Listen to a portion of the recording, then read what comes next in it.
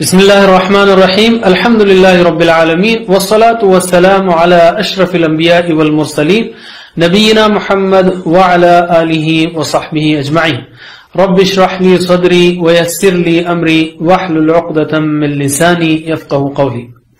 آؤ قرآن و نماز سمجھیں آسان طریقے سے۔ اس کے 23ویں سبق کے لیے میں آپ کو خوش آمدید کہتا ہوں۔ اس میں ہم سورہ اللہب سیکھیں گے، گرامر میں حمزہ والے افعال سیکھیں گے اور کچھ نکات تعلیم یا شوق بھی۔ اور اس سبق کے ختم پر ہم انشاءاللہ 155 الفاظ سیکھ چکے ہوں گے جو قرآن کریم میں 43,400 بار آئے ہیں تقریباً۔ تو لیتے ہیں ہم سورت کا تعارف، سورہ لہب کا۔ ابو لہب نبی صلی اللہ علیہ وسلم کا چچا تھا، مگر اس نے اسلام کا نہ صرف انکار کیا بلکہ محمد صلی اللہ علیہ وسلم کی سخت مخالفت کی۔ وہ کعبۃ اللہ کا متولی تھا۔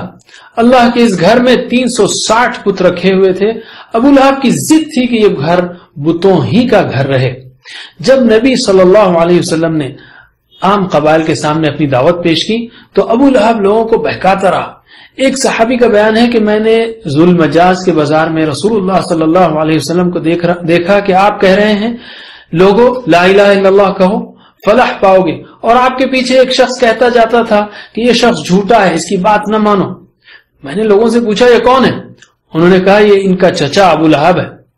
اس طرح ابو لہب نے ساری زندگی اسلام کی طرح طرح مخالفت میں گزاری، اس لیے اللہ تعالیٰ نے اس صورت میں اس کا نام لے کر اس کے بدترین انجام کی خبر دی۔ تو شروع کرتے ہیں ہم۔ اعوذ باللہ من الشیطان الرجیم، بسم اللہ الرحمن الرحیم۔ تبت یدا ابی لہب وتب، ٹوٹ گئے دونوں ہاتھ ابو لہب کے اور وہ ہلاک ہوا۔ تبت ٹوٹ گئے، اصل میں یدا، ید کہتے ہیں ہاتھ کو، یدانی دو ہاتھ، اور دو ہاتھ دو آنکھ یہ عربی زبان میں، یا دو کان یہ مؤنث ہیں، اس لیے ہوا تبا وہ ہلاک ہوا، ہیا تبت وہ ہلاک ہوئی۔ تو دونوں ہاتھ ہلاک ہوئی کیونکہ دونوں ہاتھ مؤنث ہیں عربی زبان میں۔ ہوا تبا وہ ابو لہب ہلاک ہوا، جو آخری میں آ رہا تبت یدا ابی لہب وتب وہ ہلاک ہوا، اور شروع میں ہے تبت دونوں ہاتھ ٹوٹ گئے۔ یدا، ید کہتے ہیں ہاتھ کو، جیسے میں نے کہا ید ہاتھ کو کہتے ہیں، اور ایدی اس کی جمع ہے، اور یدانی دو ہاتھ کو کہیں گے، یدانی دو ہاتھ، دونوں ہاتھ۔ تو یدا ابی لہب، تو جب یہ مضاف الیہ آگے سیکھیں گے آپ، اس رول میں نون گر جاتا ہے، ابو لہب کے دونوں ہاتھ، تو یدانی ابو لہب کے بجائے یدا ابی لہب کہیں گے۔ لہب کہتے ہیں شعلے کو۔ ابو لہب کا چہرہ بڑا سرخ تھا، آگ کے جیسا، اس لیے اس کا نام ابو لہب پڑ گیا تھا۔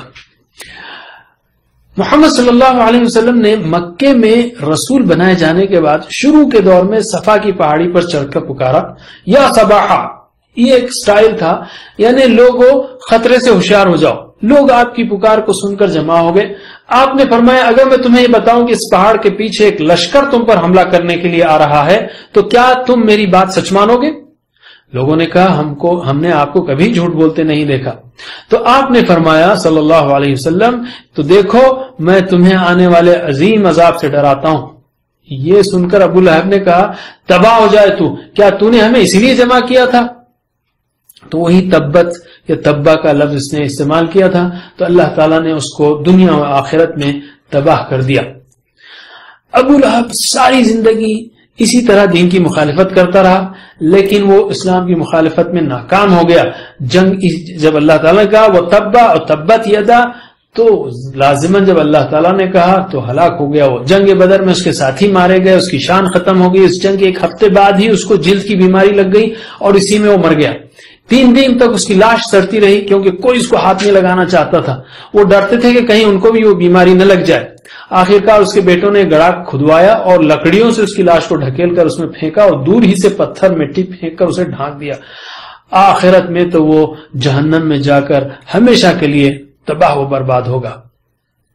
ایسی آیتیں جب ہم سنیں تو کیا کہہ سکتے ہیں ہم کہ اے اللہ ہمیں ہلاکت سے بچا، تو اگر دین کے مخالف سے سخت ناراض ہے تو ہمیں تیرے دین کی خدمت کی توفیق دے اور ہم سے راضی ہو جا۔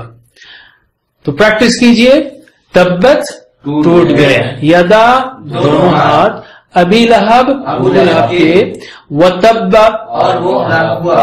پھر سے تبت ٹوٹ گئے, اصل مطلب ہے ٹوٹ گئی. یدا دونوں ہاتھ, ابی لہب ابو لہب کے, وتب اور وہ ہلاک ہوا. تبت یدا ابی لہب وتب, ٹوٹ گئے دونوں ہاتھ ابو لہب کے اور وہ ہلاک ہوا. ما اغنا عنہ مالہ وما کسب, نہ کام آیا اس کا مال اور جو اس نے کمایا. ما کا مطلب ہے نہیں, یہاں پر مراد نہیں ہے. ما کے دو مطلب ہیں, نہیں اور دوسرا ہے جو. پہلا ہے معافی جو ہم عربک اسپوکن عربک میں استعمال کرتے ہیں, نہیں ہے نہیں, اور دوسرا ہے ما دینو کا, قبر کا دوسرا سوال کیا ہے تیرا دین, یا جو, کیا اور جو دونوں بھی اس معنی میں آتا ہے. تو ما یعنی نہیں, اغنا کام آیا, ما اغنا نہیں کام آیا. دیکھیے جب بھی فعل کو نیگیٹو کرنا ہے ماضی کو تو ما استعمال کرتے ہیں. ہم نے سیکھا فعلا, فعلو, فعلتا, فعلتم, فعلتو, فعلنا. اگر ہم کہیں گے نہیں ہوا, نہیں کیا اس نے, تو ہم کہیں گے ما فعلا. ترجمہ کیجئے ایکشن کے ساتھ. ما فعلا اس نے نہیں کیا, ما فعلو ما فعلتا, ما فعلتم ما فعلتو, ما فعلنا. اغنا یعنی کام آیا, ما اغنا نہیں کام آیا, عنہ اس کو, مالہ اس کا مال, مال کی جمع اموال, مالہ اس کا مال. وما کسب, و یعنی اور, ما یعنی جو, کسبا اس نے کمایا. تو یہاں ما دوسرے معنی میں ہے. پہلا معنی نہیں ہے ما اغنا, اور دوسری جگہ معنی ہے جو. ما کا مطلب ہے ما دینک, واٹ از یور ریلیجن. اور انگلش میں واٹ جو ہے شروع میں آئے تو کیا ہے, بیچ میں آئے تو جو ہے. اس سے پہلے ہم نے سیکھا تھا. تو یہاں پر جو کمانا ہے. وما کسب اور جو اس نے کمایا. اردو میں لفظ ہے کسب حلال, یعنی حلال کمائی. کیوں کام نہیں آیا؟ اس لیے کہ اس نے ان چیزوں کو دین کی مخالفت میں لگایا. مال, حسب, نسب, پوزیشن, عزت, دوست, حمایتی, کوئی بھی اللہ کے خلاف کام نہیں آئے گا. تو ہم کہیں گے اے اللہ ہم کو ہمارا مال, ہمارا وقت, ہماری سوچ, ہماری صلاحیتیں, ہماری پوزیشن سب کو دین کی خدمت میں لگانے کی توفیق دے. ترجمہ کیجئے. ما اغنا عنہ مالہ وما کسب, اور جو اس نے کمایا. ما اغنا عنہ مالہ وما کسب, نہ کمایا اس کا مال اور جو اس نے کمایا. اور جو اس نے کمایا. سیصلا نارا ذات لہب, عن قریب داخل ہوگا آگ میں شعلے والی. س یعنی جلد, سوف یعنی جلد, س یعنی بہت جلد. ہم نے سیکھا سوف یفعل وہ جلد کرے گا, سیفعل بہت جلد کرے گا. سیصلا عن قریب داخل ہوگا, یصلا یعنی داخل ہوگا. نارن آگ میں, نارن آگ میں. ہم کہتے ہیں وقنا عذاب النار, نار کا مطلب آگ ہے. ذات لہب, ذا ذو ذی اس کا مطلب ہے والا, اور ذات یعنی والی. لہب ہم نے دیکھا شعلہ, تو ذات لہب شعلے والی. ذا جیسے ذل جلال, ذل جلال, ذل جلال جلال والا. ذا ذو ذی یہ تینوں جو ہے مذکر ہیں, اور ذات مؤنث ہے اس کی. تو ان قریب داخل ہوگا آگ میں شعلے والی, یعنی بہت جلد جہنم میں داخل ہوگا. دنیا کی زندگی کو انسان بہت لمبی سمجھتا ہے, مگر گزری ہوئی زندگی کو دیکھیں تو کتنی مختصر لگتی ہے. اسی طرح بقیہ زندگی بھی بہت جلد گزر جائے گی. ایسی آیتیں ہم سنیں تو کیا کہیں, اے اللہ ہمیں ایسے کاموں سے دور رکھ جو آگ کی طرف لے جاتے ہوں, اور ایسے کاموں کی توفیق دے جو تیری رضا اور تیری جنت کی طرف لے جانے والے ہوں. تو ترجمہ کیجئے. سیصلا ان قریب داخل ہوگا, نارن ذات لہب, پھر سے سیصلا نارن ذات لہب, سیصلا نارن ذات لہب. وامرأته حمالة الحطب, اور اس کی بیوی لادنے والی لکڑی. امرأتن کہتے ہیں عورت کو, امرأتہ اس کی عورت یا اس کی بیوی. و یعنی اور, و امرأتہ, و اور امرأتن جب جڑائیں گے تو پڑھیں گے وامرأتہ. اچھی طرح نوٹ کیجئے، وامرأتہ، اور بیوی اس کی. حمالہ، حمال کہتے ہیں بوجھ اٹھانے والا، اردو میں بھی استعمال ہوتا ہے بوجھ ڈھونے والا.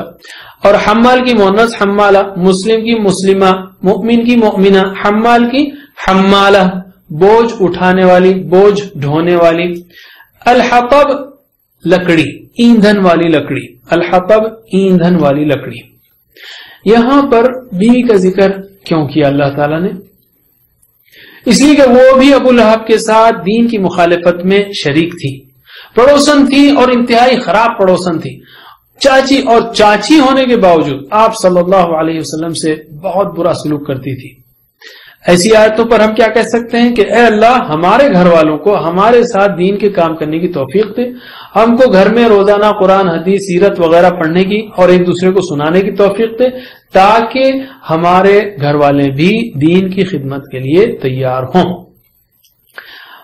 اس کی بیوی لادنے والی لکڑی، یعنی ایک اس کی تشریح یہ ہے کہ ابو لہب جس آگ میں جلے گا وہ لا کر اور ڈالے گی کہ وہ خوب جلے، اور وہ بھی جہنم میں رہے گی.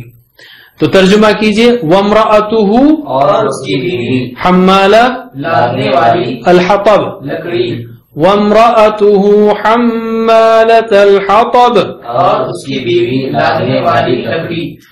فی جیدہا حبل من مسد، اس کی گردن میں کھجور کی چھال کی رسی ہوگی. ٹھیک ہے، فی یعنی میں، فی جیدہا اس کی گردن میں، جید کہتے ہیں گردن، جیدہا اس کی گردن، ربہ اس کا رب، ربہا اس عورت کا رب، جیدہا اس کی گردن میں، اس کی گردن. حبل، رسی، حبل کیا ہے؟ رسی. من مسد، مسد کہتے ہیں کھجور کی چھال کو، من مسد کھجور کی چھال سے، حبل من مسد کھجور کی چھال سے بنی ہوئی رسی یا کھجور کی چھال کی رسی. کیوں؟ بعض مفسرین کے مطابق اس کے پاس جو سب سے قیمتی چیز تھی وہ ہیروں کا ایک ہار تھا. وہ محمد صلی اللہ علیہ وسلم کی دشمنی میں اتنی دیوانی ہو گئی تھی کہ اس نے یہ تک کہا تھا کہ اگر ضرورت پڑے تو میں اس ہار کو بھی بیچ کر محمد کی صلی اللہ علیہ وسلم دشمنی میں لگا دوں گی. اس نے جب اللہ تعالیٰ ہی کی نعمت کو اسی کے رسول کے خلاف استعمال کرنے کی سوچی تو پھر اللہ تعالیٰ بھی اس کو عذاب بھی اتنا ہی برا دے گا. وہی گردن میں اللہ تعالیٰ اس کو کھجور کی چھال کی رسی پہنائے گا. یہ تو ہمارے لیے کہہ رہا اللہ تعالیٰ، یعنی سمجھنے کے لیے دوزخ میں وہ کیسا ہوگا اللہ ہی کو معلوم ہو. ایسی آیتوں پر ہم کیا کہہ سکتے ہیں کہ اے اللہ ہم کو اور ہمارے گھر والوں کو ان کی سب سے قیمتی چیز دین کی ضرورت کے وقت تیری راہ میں لگا دینے کی توفیق دے. ہم کو قرآن و حدیث پڑھنے کی اور سنانے کی توفیق دے اور اس طرح کی تربیت حاصل کرنے کا موقع دے. ترجمہ کیجئے، فی جیدہا اس کی گردن میں، حبل من مسد کھجور کی چھال کی رسی ہوگی. فی جیدہا حبل من مسد، اس کی گردن میں کھجور کی چھال کی رسی ہوگی.